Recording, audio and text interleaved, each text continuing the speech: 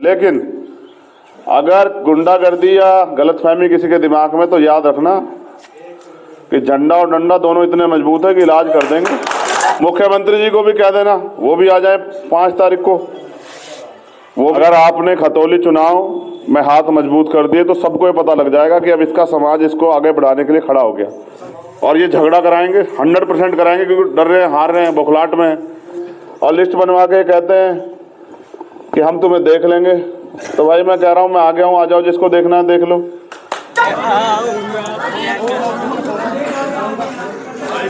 खतौली में उपचुनाव, और इस उपचुनाव की वजह से मुझे आपके बीच आने का मौका मिल गया। वैसे तो मैं कहीं जनजाति अन्याय अत्याचार होता है खुद ही चला जाता हूँ बिना बुलाए, लेकिन क्योंकि भारत में बाबा साहब अम्बेडकर ने लोकतंत्र की व्यवस्था कराई, इसलिए कराई कि हमारे संतों गुरुओं महापुरुषों का जो सपना था कि मानव मानव एक समान, चाहे गरीब हो या अमीर हो, सबको सम्मान, सबको अधिकार, समान अवसर और सम्मान का जीवन। जैसा सतगुरु रविदास जी महाराज भी कहते हैं कि ऐसा चाहूं राज में जहां मिले सबन्नु अन्न, और छोटे बड़े सब सम बसे रविदास रहे प्रसन्न। ऐसा राज जहां ना अमीरी गरीबी हो, ना गैर बराबरी हो, ना ऊंच नीच हो, ना किसी को अन्न की परेशानी हो, ना धन की परेशानी हो, ना किसी में बैर हो, ना चोरी का डर हो, ना भय का, ना कोई किसी को सताए। ऐसा राज तभी स्थापित हो सकता है जब लोकतंत्र में हमारी सरकारें बने। अब वोट तो हमारी है, राज हमारा है नहीं, तो वोट हमारे पास होने के बाद राज भी नहीं आ रहा। तो इस बात को समझना पड़ेगा कि आज के हालात ऐसे हैं कि अगर हम इकट्ठे होकर काम नहीं करेंगे तो हम लोग कामयाब नहीं हो पाए।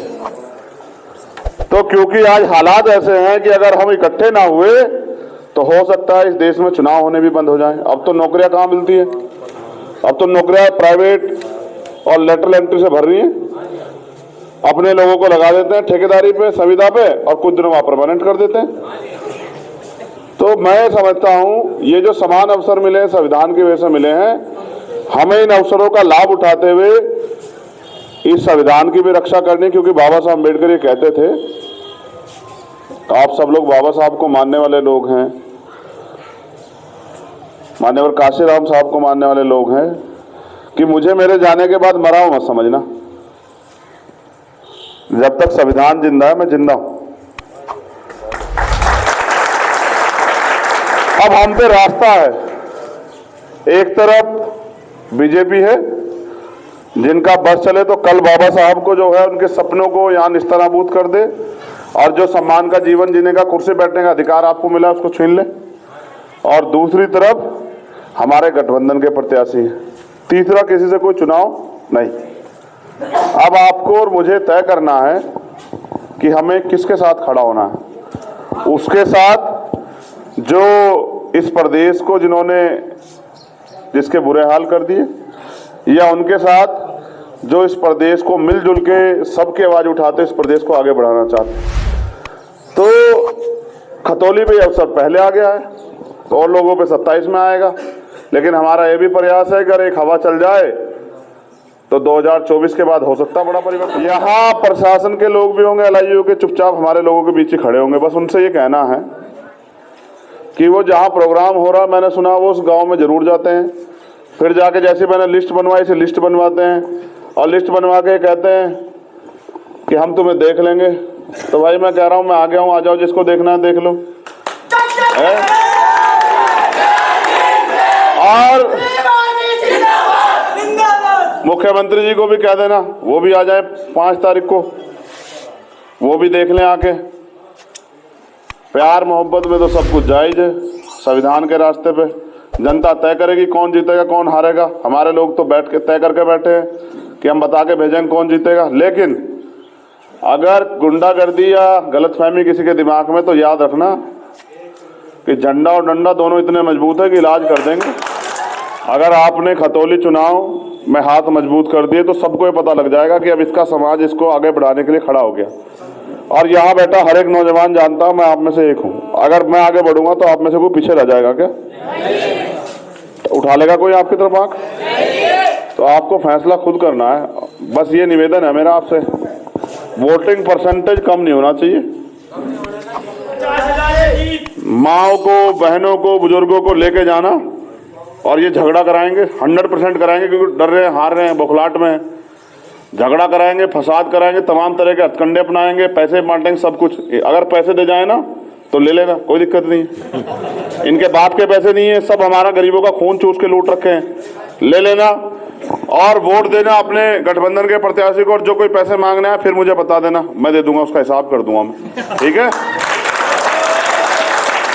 जब तक जियो स्वाभिमान सम्मान से जियो। वोटिंग परसेंटेज कम नहीं होना चाहिए। माओ को हमारी पता नहीं है चुनाव चिन्ह का, घर घर जाके बता के नौजवानों की जिम्मेदारी है कि वो सबसे ज्यादा मेहनत करे, काम करे। ये सोचना मदन भैया नहीं लड़ रहा है, चंद्रशेखर भैया लड़ रहा है, तो इस तरह से वोट देना, ठीक है। और मुझे भरोसा है कि यहां से तो आप जो है बड़सू